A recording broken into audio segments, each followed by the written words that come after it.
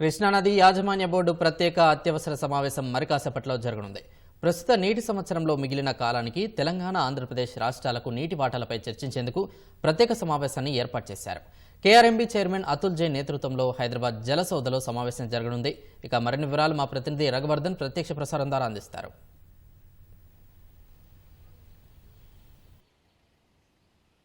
హైదరాబాద్ జలసౌధ వేదికగా కాసేపట్లో కృష్ణానది యాజమాన్య బోర్డు ప్రత్యేక సమావేశం జరగనుంది. బోర్డు చైర్మన్ అతుల్ జైన్ రెండు రాష్ట్రాల నీటిపారుదల శాఖ కార్యదర్శులు సమావేశం కానున్నారు. తెలంగాణ నీటిపారుదల శాఖ ముఖ్య కార్యదర్శి రాహుల్ బొజ్జా, ఆంధ్రప్రదేశ్ జలవనరుల శాఖ ప్రత్యేక ప్రధాన కార్యదర్శి సాయి ప్రసాద్ ఈ సమావేశానికి హాజరు కానున్నారు. ప్రధానంగా ప్రస్తుతం ఈ నీటి సంవత్సరంలో మిగిలిన కృష్ణా జలాలకు సంబంధించి శ్రీశైలం, నాగార్జున సాగర్ ఉమ్మడి జలాశయాల్లో ఉన్న నీటిని రెండు రాష్ట్రాలకు ఏ మేరకు ఉపయోగించుకోవచ్చు, ఎంత తీసుకోవాలన్న విషయంపై ప్రధానంగా చర్చ జరగనుంది.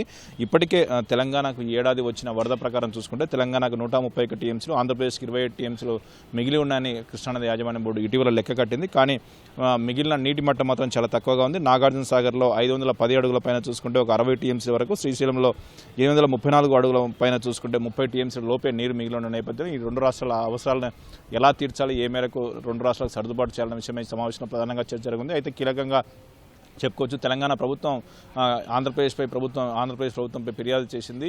ఇప్పటికే ఆంధ్రప్రదేశ్ ప్రభుత్వం తనకు వాటాకు మించి నీటిని తీసుకుంది. ఇక నుంచి నీటిని తీసుకోకుండా చూడాలని, ప్రత్యేకించి నాగార్జున సాగర్ కుడికాలువ నుంచి కూడా నీటిని తీసుకోకుండా చూడాలని తెలంగాణ ప్రభుత్వం ఫిర్యాదు చేసింది.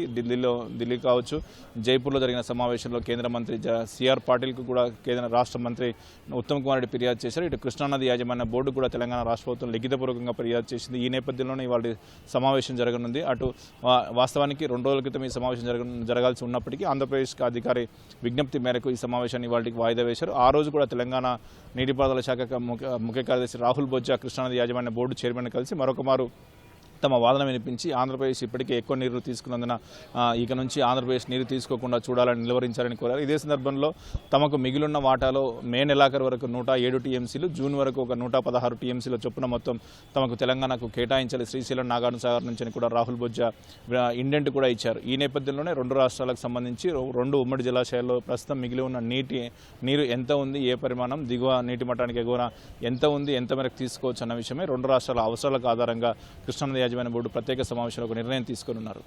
Over to studio.